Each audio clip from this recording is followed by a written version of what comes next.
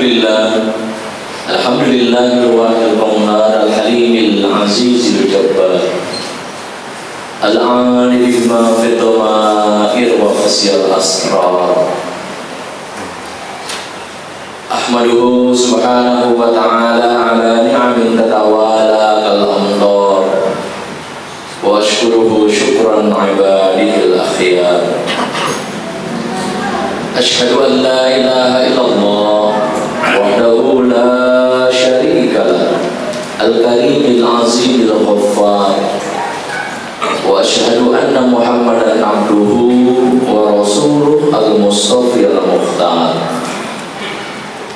Allahumma fassalli wa sallim ala nabiyyina Muhammadin wa ala alihi wa ashabihi salatan wa salaman daimain mutalazimain ma'adal laili wan nahar. Amma ba'd. Faya ayuhan nas ittaqullah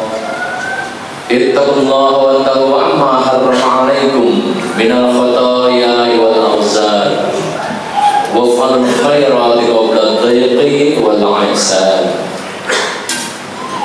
Faqala Allah ta'ala fil Qur'anil azim wa sibul qawailin a'udhu billahi minasy syaithanir rajim. Bismillahirrahmanirrahim. Ya ayyuhalladzina amanu taqullaha haqqa tuqatih wa la tamutunna illa wa antum muslimun. Wa fi ayatin ukhra Allah ta'ala ya ayyuhalladzina amanu taqullaha wal tanzur nafsum ma qaddamat lighad wattaqullaha innallaha khabirun bima ta'malun.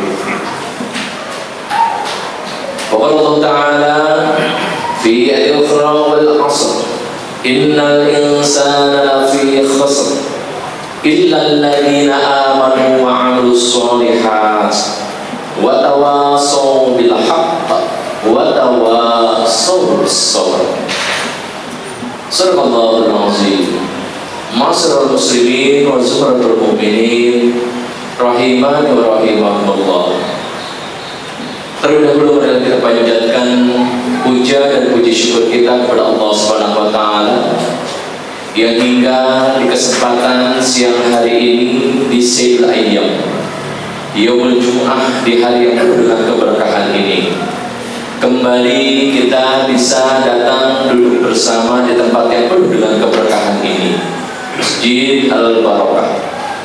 Mudah-mudahan duduk bersama kita dalam kerangka kita menyempurnakan amal ibadah dan pengabdian kita kepada Allah Subhanahu wa taala, sekaligus sebagai bentuk refleksi dan tanggung jawab syukur yang kemudian memang harus bisa kita ejawantahkan, tertunjukkan di hadapan Allah di antara sekian banyak kenikmatan yang telah Allah berikan kepada kita, baik itu nikmat kesehatan, nikmat kesempatan, nikmat panjang umur, dan juga nikmat yang terbesar dalam hidup dan kehidupan kita, di mana masih terjaga terpeliharanya keimanan dan ketakwaan kita.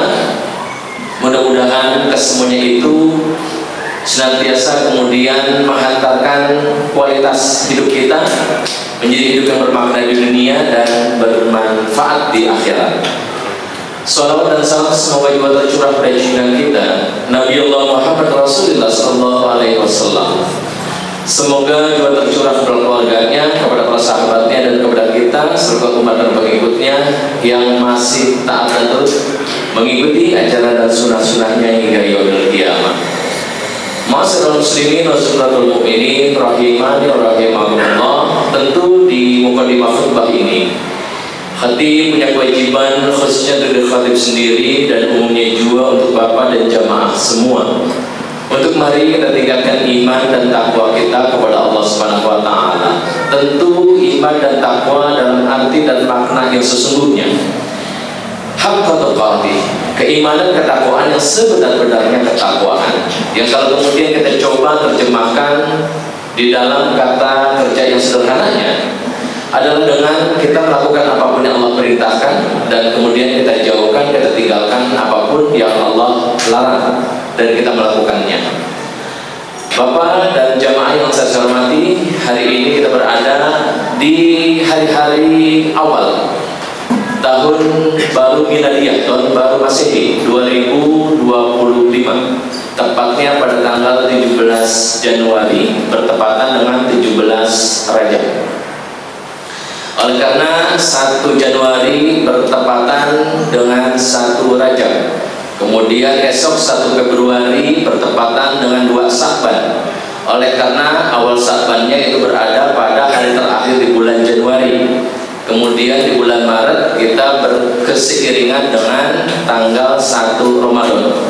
Berdasarkan keputusan pimpinan Pusat Muhammadiyah Majelis Tarjih dan Tajdid, insya Allah di bulan Maret pada tanggal 1-nya kita akan puasa, akan sahur untuk hari yang pertama, dan kemudian berhenti pada tanggal 29 Maret untuk sahur puasa terakhirnya. Jadi di 1446 Hijriah tahun ini 29 hari kita akan berpuasa, lalu kemudian malam tanggal 30 dan esok tanggal 30 Maret itu kita sudah berlebaran. Itu berdasarkan kepada pimpinan pusat Majelis dan Tarjih Muhammadiyah.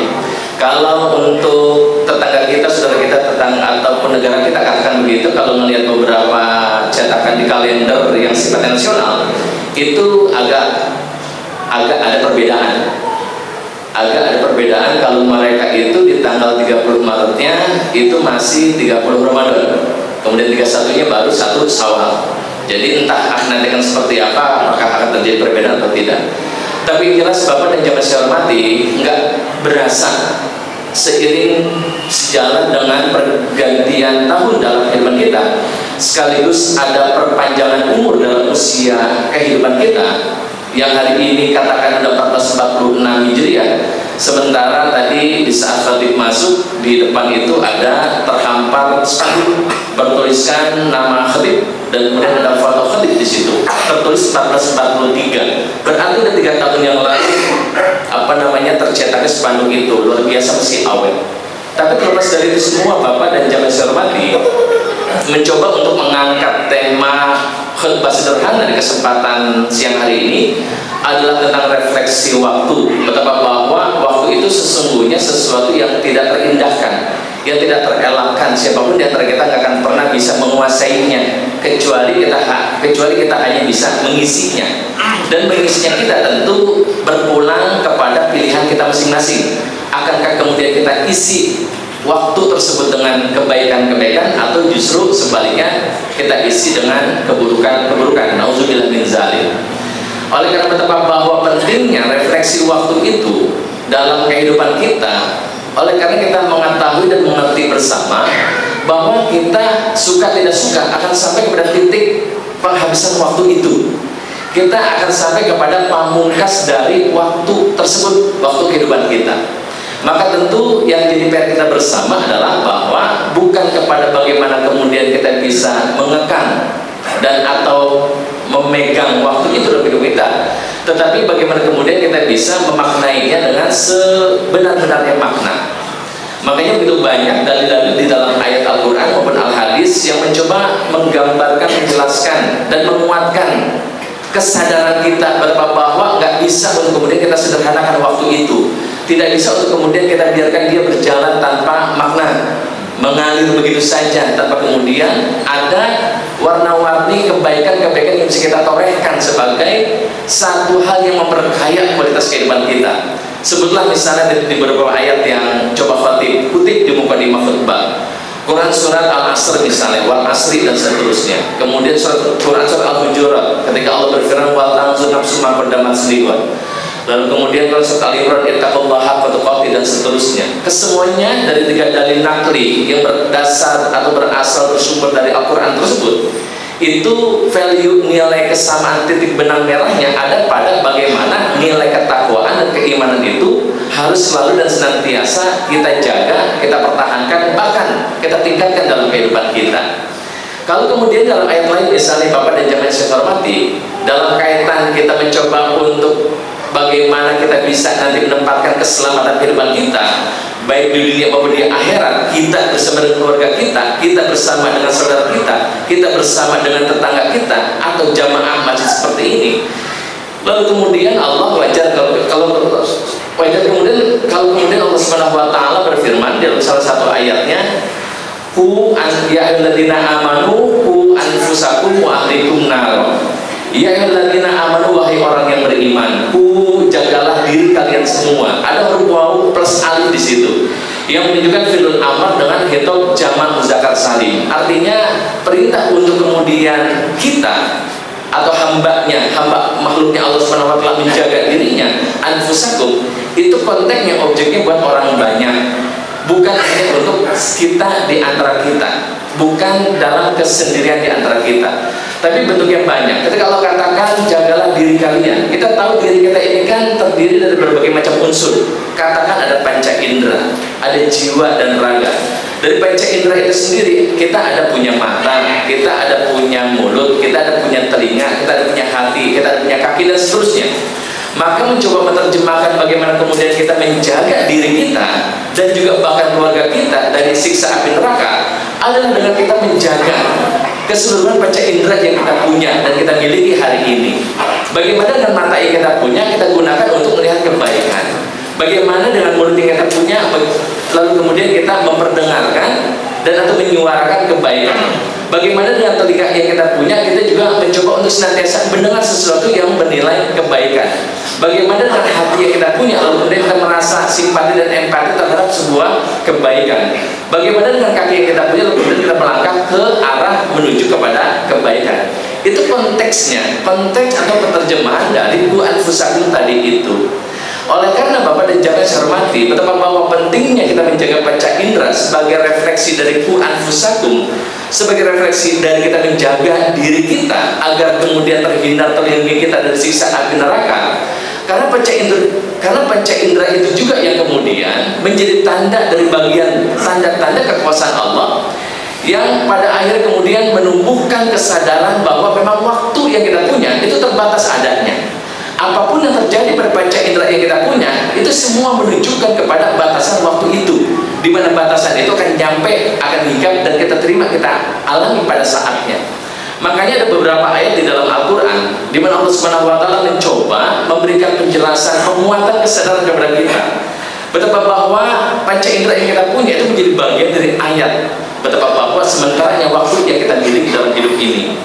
Misalnya ketika Allah katakan di dalam Quran surat Al-Isra surat 17 di ayat 72, "Wa man kana fi hadil a'ma fa huwa fil akhirati a'ma wa dhalla sabila."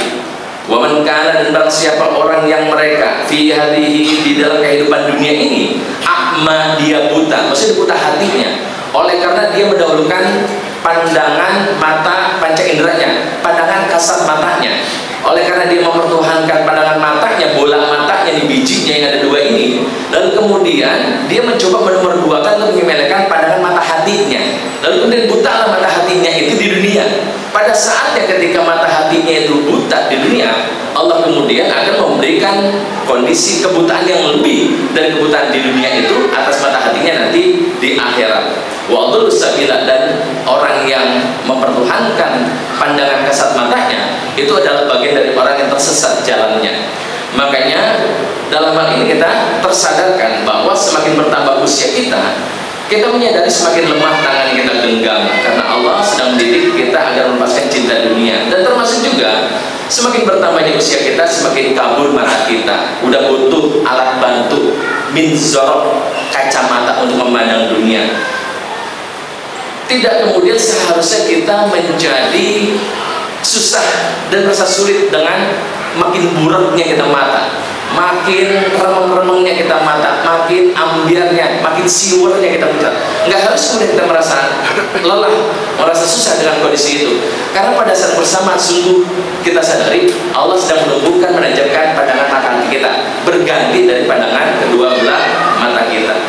Termasuk juga Bapak dan Jamaah saya hormati, ketika semakin bertambah usia, semakin gugur gigi kita.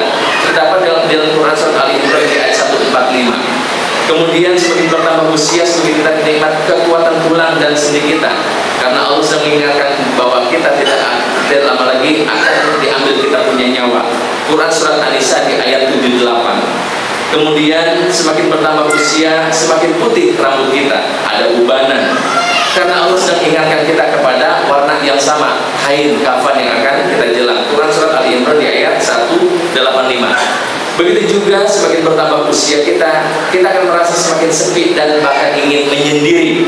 Di Quran surat Quran surat Al-An'am di ayat 32, ketika Allah Subhanahu wa taala berfirman, "Wa may yuslim wajhahu lillahi wa huwa muhsin." Dan siapapun orang yang mereka menyandarkan dia punya jiwa, raga dan harapannya wajhahu kepada wajahnya, kepada penampakan ilallahi Allah taala, wa huwa muhsin, itulah orang yang beriman. Atau bisa juga dipahami wa huwa muhsin ini sebagai tindak lanjut dari sandaran yang coba ditorehkan oleh hamba Allah tersebut untuk kemudian ditindaklanjuti, diistafetakan dengan dia berbuat baik dalam kehidupannya.